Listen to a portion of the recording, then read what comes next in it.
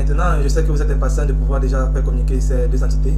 Et avant de le faire, nous aurons encore à faire quelques petites manipulations. Et soyez juste patient, vous finirez par arriver au bout. Donc, quand vous pouvez le contacter ici, nous aurons besoin de ce petit bout de code. Donc, nous aurons besoin de ce petit bout de code. Pourquoi? Parce que je me suis rendu compte qu'il y a eu des mises à jour qui ont été faites. Donc, pour la version de librairie que nous avons importée dans notre projet, la 8.0.11, nous avons besoin de ça, que nous devons ajouter tout juste là, après notre base de données. Donc, c'est un code à ne pas retenir. Je vais vous envoyer, soit vous mettez pause sur la vidéo pour copier, soit je vais vous envoyer ça par lien, mais c'est pas vraiment retenu. Donc, pour nous, on va mettre là tout juste un point d'interrogation et on va coller. Donc, c'est ça. Et une fois que vous l'avez fait, vous devez vous rendre au niveau de votre page de connexion login. Et ici, on va essayer de gérer nos boutons, quoi, nos boutons. Donc, le bouton de connexion, c'est le bouton Submit. Donc, pour gérer ce bouton, nous avons seulement à cliquer là-dessus. Donc, là, qu'est-ce que nous avons à faire? Rappelez-vous, nous avons un réseau 7. Donc, notre réseau, qu'est-ce que lui doit faire? Notre réseau 7 doit... Donc, ici, nous avons besoin de quoi? Nous avons besoin de connecter avec notre base de données. Dans une base de données, mais pour l'instant, nous n'avons pas encore créé de base de données. Donc, ce que nous devons faire, nous devons créer un objet qui va nous permettre de nous connecter avec notre base de données. Et donc, pour ce faire, nous devons nous rendre ici. Donc, nous devons ici commencer par importer. Qu'est-ce que nous devons importer? Nous devons importer la base connexion qui est dans la librairie LabSearch R. Donc, LabSearch R.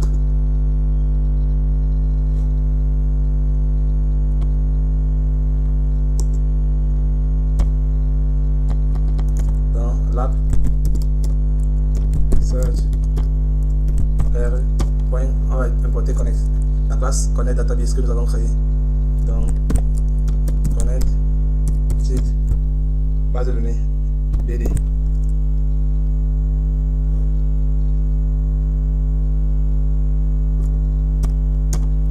Et par la suite, nous devons encore importer dans la librairie Lab Search paramètres.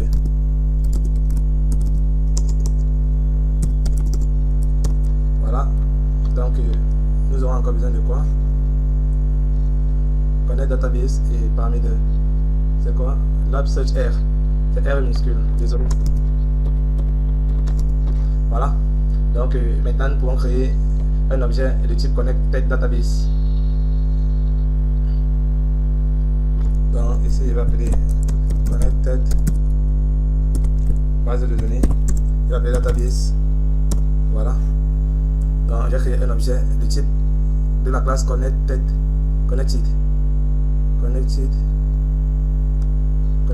base de données BD et paramètres.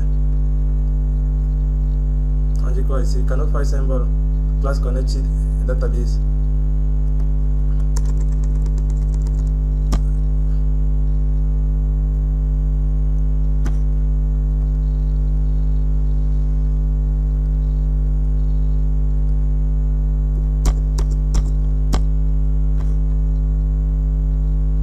Il y a un problème. La librairie s'appelle comment? Ah, en minuscule, Lab Search en minuscule. Lab Search. Voilà. Là, point.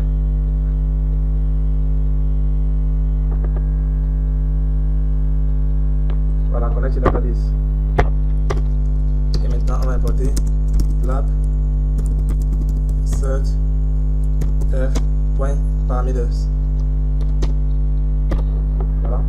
Donc, on a créé un objet base de données, notre base de données. Et donc, maintenant, ce que nous allons faire, c'est quoi? Nous pouvons maintenant instancer notre objet dans le constructeur de la classe login page. Et pour cela, nous avons besoin de quoi? Database est égal à new. On va créer une instance de la classe connect site base de données. Et étant donné que notre connect base de données, il prend un user, un password, un URL, un IP server et un port. Nous devons les passer en paramètres là. Donc ici, regardez ici, nous avons d'abord notre classe parameters. notre classe parameters, lui, qu'est-ce qu'il a? Il a un IP host, local host, c'est là toutes nos informations. Et maintenant, dans la base, dans la connexion, qu'est-ce que nous faisons? Nous récupérons notre IP host, nous récupérons nos informations depuis parameters et nous mettons ça où? Dans les variables de connect database. Donc ici, on peut remplacer directement par IP host, tout ça là, vu que c'est ce qu'on prend en paramètres que nous mettons ici. Donc en réalité, nous sommes en train de prendre quoi? Les IP host, les paramètres pour mettre dans le login à travers quoi? Parameters. Donc c'est ce que nous devons faire ici. Donc il va appeler quoi ici? Il va appeler new parameters et puis IP host. New parameters. J'ai un new parameters. J'ai quoi? J'ai un IP servers et un username. Donc IP servers new parameters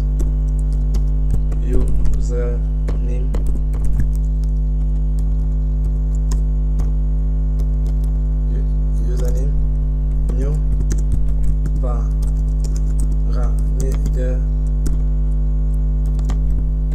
password new parameters et puis pour les communications, la classe paramètres c'est en MySQL. Donc voilà, nous avons pu intensifier notre base de données. Donc il ne faut pas oublier le point de virgule à la fin, bien sûr. Alors une fois que nos intentions paramètres c'est MySQL. Donc une fois que nous avons intensifié notre base de données, ça veut dire que notre base de données reçoit directement en paramètres. Il reçoit directement en paramètres localhost pour l'IP server, tout ceci, pour le username, le root, pour le password admin et pour le port 111. Et directement que lui il reçoit ça ici, qu'est-ce qu'il fait? Il passe à l'objet base de données. Et quand l'objet base de données passe au constructeur, le constructeur qu'est-ce que lui fait? Il passe ça là, username, password, string URL, string IP server et tout, qui passe ça directement à ces valeurs-ci et initialise directement une connexion et crée une connexion en appelant directement le driver, le pilote. Donc voilà un peu. Le pilote lui qu'est-ce qu'il va faire? Il va appeler la librairie ou il va appeler la classe de connexion à la base de données. Et une fois qu'on a fait cela, qu'est-ce qu'on va faire? On va essayer de se connecter à la base de données en passant l'URL, le username et le password. Et si tout se passe bien, alors on a une chance de se connecter directement à la base de données. Donc c'est un peu ça. Ici, je vais essayer de le mettre en ordre pour que ça ne fait pas confusion. Donc CTRL Z, je vais essayer de mettre en ordre.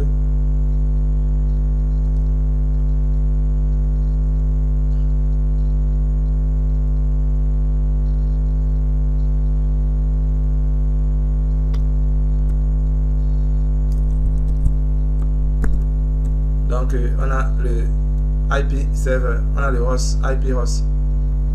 Après on a le IP servers. Donc CTRL V. Le IP server ici, c'est plutôt l'IP host. Donc je vais l'appeler l'IP host. Après l'IP host, dans paramètres, c'est l'IP server que j'appelle l'URL. Donc l'IP host après l'URL.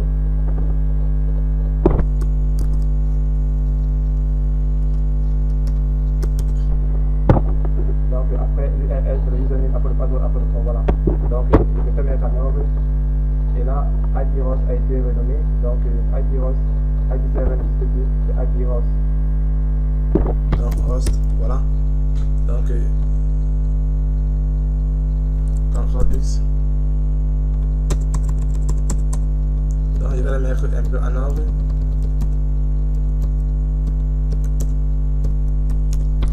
Donc on a IP host, il faut qu'on le renomme ici aussi.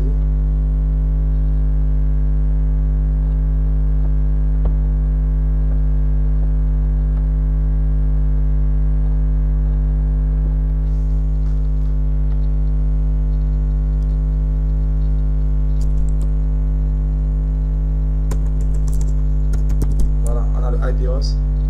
Ici on a le IP host. Username, password, URL. Donc je vais mettre le URL un peu plus devant. CTRL X.